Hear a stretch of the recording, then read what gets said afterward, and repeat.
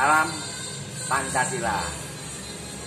Pancasila itu kalau dikerucutkan intinya gotong royong. Ya, jadi ini saya kaitkan Pancasila dengan PSBB dan kemungkinan herd immunity. Herd immunity itu kekebalan tubuh secara alami. Ya, secara alami. Jadi masyarakat dibiarkan saja beraktivitas, yang terpapar ya terpapar, yang positif ya positif, ya kan, yang bertahan ya hidup, yang tidak bertahan karena mungkin sudah sakit, punya penyakit dan lain-lain ya mati. Artinya gini, ya yang sehat yang menang. Yang sehat tentu adalah orang-orang yang hidup dengan benar. Ya, itu aja intinya. Yang berpenyakit ya berarti orang itu mungkin hidupnya nggak benar. Ya, cara hidupnya nggak benar, cara cari duitnya nggak benar, ya kan. Ya sudah, herd immunity aja gitu, ya kan. Karena lama-lama juga herd immunity kok. Herd immunity itu artinya kekebalan kelompok. Jadi kelompok besar ya kan terinfeksi, yang tidak kuat mati, yang kuat tetap hidup. Nah nanti kalau kalau mereka kebal, mereka juga akan melindungi secara nggak langsung. Kumpulan besar ini akan melindungi masyarakat lain. Ya, jadi virus ini udah nggak bisa masuk. Ya, nah mengenai resikonya banyak sekali. Ya, Belanda, Swedia, siapa lagi? Norwegia atau mana gitu? Eropa itu, Belanda, Swedia, Inggris itu sudah menerapkan herd immunity. Artinya pemerintah bertanggung jawab.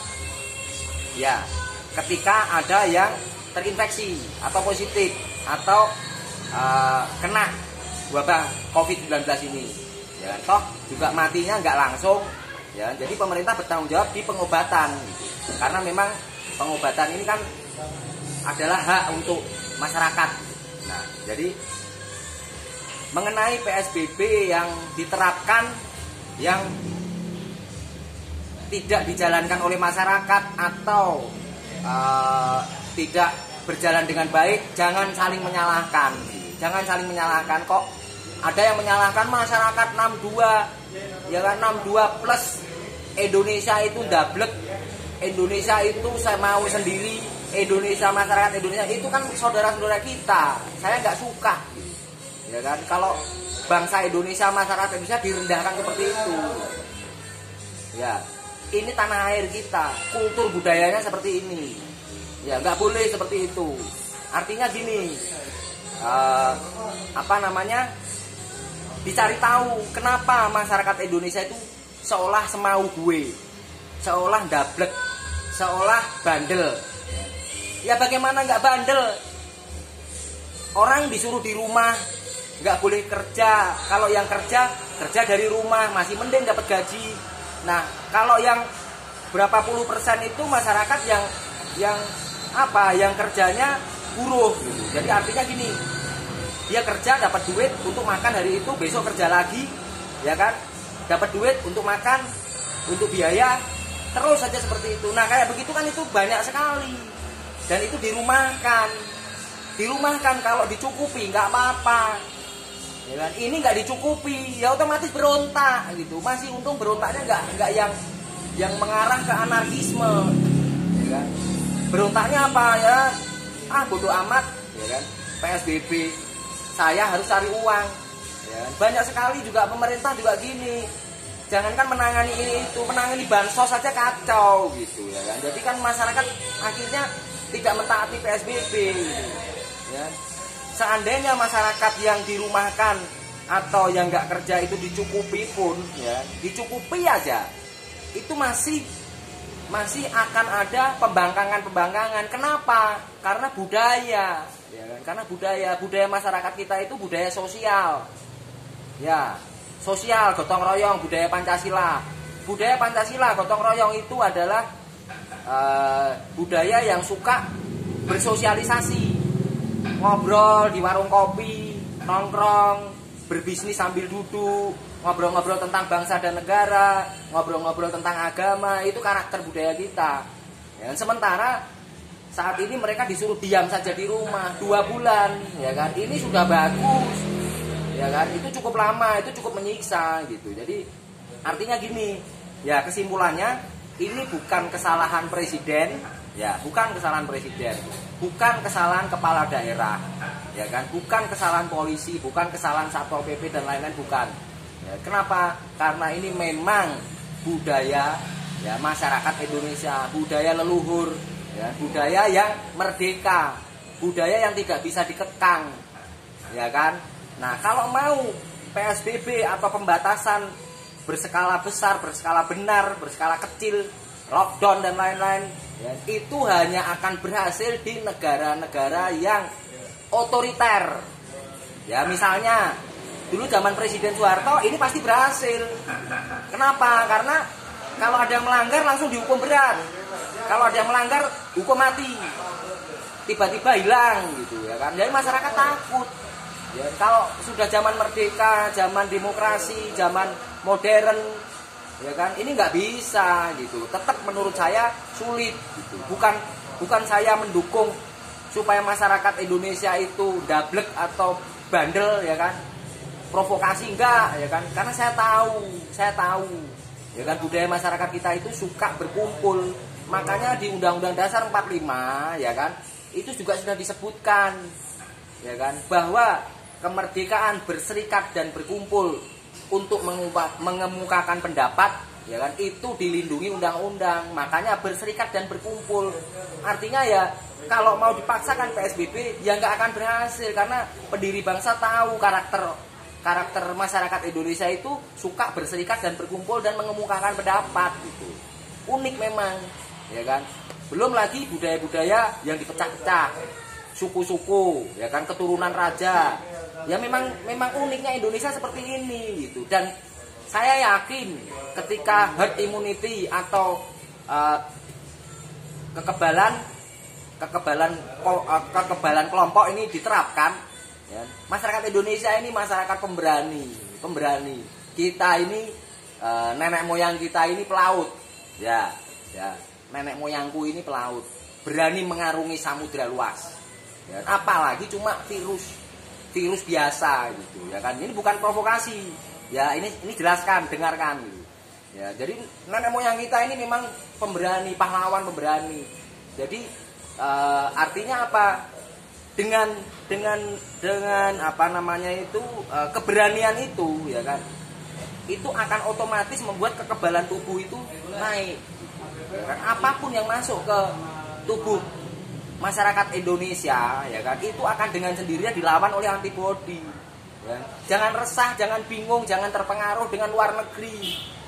Ya, luar negeri itu penduduknya lemah, ya lemah karena otaknya mereka itu hanya cari duit, cari kesenangan. Ya, kalau masyarakat kita ini cari duit untuk anak istri, untuk berjuang sampai mati, ini luar biasa gitu ya. Jadi sekali lagi ini bukan kesalahan presiden, bukan kesalahan wali kota, bupati atau siapapun, ya kan. Kalau memang herd immunity itu ya sudah, ya kan, dilonggarkan daripada nanti masyarakatnya marah, ya kan. Udah nggak diperhatikan bansosnya, nggak tepat sasaran, ya kan. Terus kewajiban negara laksanakan saja. Caranya gimana? Ya, kan? Ya menyiapkan tempat-tempat untuk mengobati masyarakat yang terinfeksi, diobati dengan baik, dengan tulus, karena itu hak masyarakat supaya sembuh. Toh juga obatnya juga kan belum ada, ya kan. Jadi gitu aja. Jadi pemerintah itu menyiapkan efek-efek dari herd immunity tadi, kekebalan alamiah. Jadi istilahnya itu sudah, masyarakat kita juga pasti setuju kok. Serahkan semuanya kepada Allah, serahkan semua kepada Tuhan Yang Maha Esa. Ya, biarkan Tuhan yang membantu manusia, karena memang sampai saat ini pun nggak ada kok negara yang bisa membantu rakyatnya, tetap rakyat korban. Ya, jadi seperti itu. Nah, jadi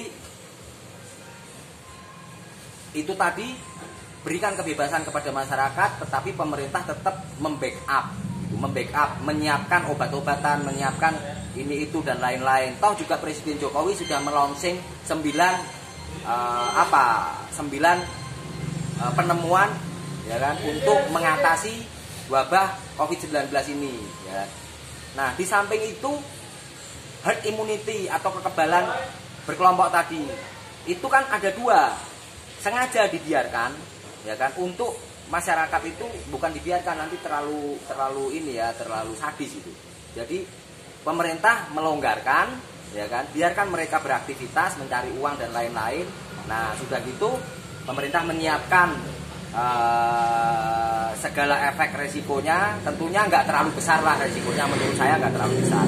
Nah, terus sama saja nanti ketika vaksin itu ditemukan ya, itu juga herd immunity ya kan, itu kesengajaan untuk diinfeksi ya, disengaja untuk diinfeksi dalam jumlah jutaan. Vaksin itu kan memasukkan virus yang sudah dimodifikasi menjadi antivirus tadi dimasukkan, kan berarti kan dipositifkan, dipapar,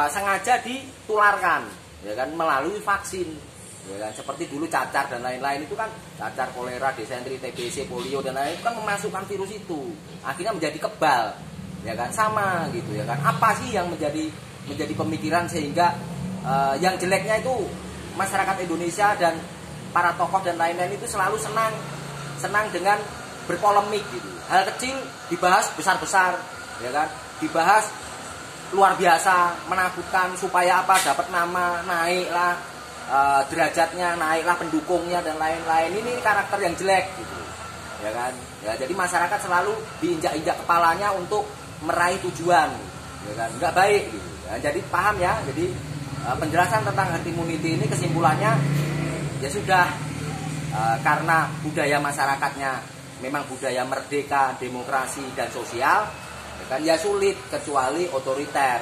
Nah, pemerintah di sini tinggal menyiapkan efek solusi efeknya saja, resikonya ketika ada yang terpapar ya diobati, karena itu hak gitu ya kan. Terus hak mereka untuk mencari uang, mencari rezeki, mencukupi kebutuhan dirinya sendiri. Kenapa? Karena kan kebutuhan masyarakat ini kan tidak dicukupi sama negara, ya kan? Tidak dicukupi. Yang dicukupi ya yang masuk ke jajaran aparat negara, TNI, Polri, PNS dan lain-lain ya kan. Itu kan dicukupi negara karena apa? Ada gaji. Nah, masyarakat yang banyak yang nggak dicukupi negara ini kan tetap harus berjuang gitu ya kan. Jadi jangan diputar balik, jangan diprovokasi, jangan dijadikan polemik ya kan. Ini pesan untuk Pak Jokowi. Pak Jokowi itu sebetulnya hebat ya kan, dengan dia mengeluarkan statement bahwa pulang kampung dan mudik itu beda. Sebetulnya itu Presiden Jokowi itu lebih memihak masyarakat ya.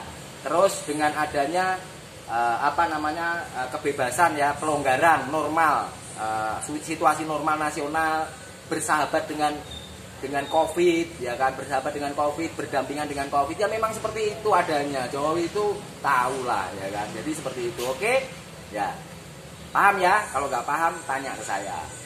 Komunitas Kritis Indonesia, mari merdeka.